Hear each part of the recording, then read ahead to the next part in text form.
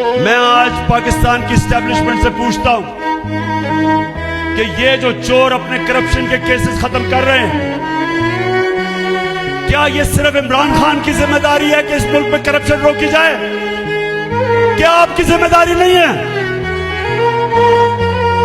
کیا آپ یہ جو دیکھ رہے ہیں ملک میں کہ چور جو 30 سال سے چوری کر رہے ہیں اور کیسز کرپشن کے ان کے دور میں بنے ہوئے ہیں، ان کے دور کے کیسز ہیں، اور وہ آج آ کے باری باری سارے اپنے کیسز ختم کروا رہے ہیں اور قوم کو 1100 ارب روپیہ جو قوم کا چوری کیا ہوا تھا وہ ہضم کر رہے ہیں۔